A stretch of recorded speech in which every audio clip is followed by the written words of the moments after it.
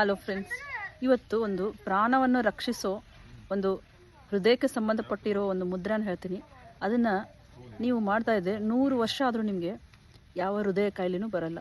So ಹೇಳ್ತೀನಿ ನೋಡಿ, ಏನು ಮಾಡಬೇಕು ಅಂದರೆ, ಈ ಹೆಬ್ಬೆರಳಿದೆಯಲ್ಲ, ಹೆಬ್ಬೆರಳು ಕೆಳಗಡೆ ನೀವು ನಿಮ್ಮ ತೋರು ಬೆರಳನ್ನು ಇಡಬೇಕು ಮತ್ತು ಹೆಬ್ಬೆರಳಿಗೆ ಈ 2 ಬೆರಳುಗಳನ್ನು ಜಾಯಿನ್ ಮಾಡಬೇಕು. ಈ ಥರ ನೀವು ಧ್ಯಾನ ಮುದ್ರೆಯಲ್ಲಿ 2 ಕೈಗಳಿಗೆ ಮಾಡಿ ಇಟ್ಕೊಂಡು ಧ್ಯಾನ ಮಾಡ್ತಾ ಇರ್ತೀರಂದರೆ ತೊಡೆ ಮೇಲೆ ಇಟ್ಕೊಂಡು ಕೂತ್ಕೋಬೇಕು. ಒಂದು 20 ಮಿನಿಟ್ಸ್ ಆದರೂ ಇದನ್ನು ಪ್ರಾಕ್ಟೀಸ್ ಮಾಡ್ತಾ ಇರಬೇಕು ಡೈಲಿ. ಮತ್ತು ಈ ಕಿರು ಬೆರಳು ಹೀಗೆ ಸ್ಟ್ರೇಟ್ ಆಗಿರಬೇಕಿದು.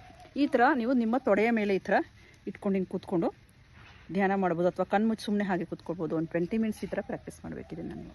ಮತ್ತು ಈ ಮುದ್ರಾ ಆದಮೇಲೆ ನೀವು ಇನ್ನೊಂದು ಇದು ಅಪಾನ ವಾಯು ಮುದ್ರಾ, ಇನ್ನೊಂದು ಪ್ರಾಣ ಮುದ್ರವನ್ನು ನೀವು ಇದಾದಮೇಲೆ ಪ್ರಾಣ ಮುದ್ರೆನ ಮಾಡಿ. ಪ್ರಾಣ ಮುದ್ರೆ ಹೇಗೆ ಮಾಡಬೇಕಂದ್ರೆ, ಈ ಮುದ್ರಾ ನೀವು ಹಾರ್ಟ್ದೇನು ಹೇಳಿದ್ನಲ್ಲ, ಇದು ಆದ ತಕ್ಷಣ ಈ ಮುದ್ರಾನ ನೀವು ಪ್ರಾಕ್ಟೀಸ್ ಮಾಡಲೇಬೇಕು. ಅಂದಾಗ ಮಾತ್ರ ಇದರ ರಿಸಲ್ಟ್ ಸಿಗುತ್ತೆ.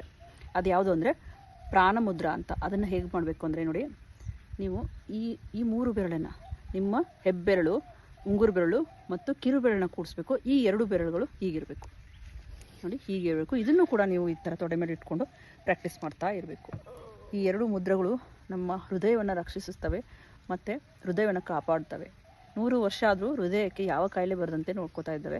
ಮತ್ತು ಯಾರಿಗಾದರೂ ಹಾರ್ಟ್ ಅಟ್ಯಾಕ್ ಆದರೆ ಆಸ್ಪತ್ರೆಗೆ ಕರೆದುಕೊಂಡು ಹೋಗುವಾಗಲೇ ಕೆಲವೊಬ್ಬರಿಗೆ ತೊಂದರೆ ಆಗಿ ಡೆತ್ ಆಗೋ ಚಾನ್ಸಸ್ ಎಲ್ಲ ಇರ್ತಾವಲ್ಲ, ಆಗ ಆಸ್ಪತ್ರೆಗೆ ಹೋಗುವವರೆಗೂ ಕೂಡ ಇದು ನಿಮ್ಮನ್ನು ಕಾಪಾಡುತ್ತೆ. ಯಾವ್ದು ಹೇಳಿ? ಈ ಅಪಾನ ವಾಯು ಮುದ್ರಾ ಇದು. ಮತ್ತು ನೀವು ಇದನ್ನು ಸ್ಟೆಪ್ಸ್ ಮೇಲೆ, ಸ್ಟೇರ್ಕೇಸ್ ಮೇಲೆ ಹತ್ತಾ ಇದ್ದರೆ ನಿಮಗೆ ಹೃದಯ ಇದು ತೇಗ ಜಾಸ್ತಿ ಆಗ್ತಾಯಿದ್ರೆ ಅವಾಗ ಏನು ಮಾಡಬೇಕು, ಈ ಮುದ್ರಾನ ಮಾಡಿಕೊಂಡು ನೀವು ಸ್ಟೆಪ್ಸ್ ಹತ್ಬೋದು. ಆವಾಗ ನಿಮಗೆ ರಿಲ್ಯಾಕ್ಸ್ ಅನಿಸುತ್ತೆ ಸ್ವಲ್ಪ. ಈ ಮುದ್ರಾ ಹಿಡ್ಕೊಂಡೇ ನೀವು ಸ್ಟೆಪ್ಸನ್ನು ಹತ್ಬೋದು. Thank you.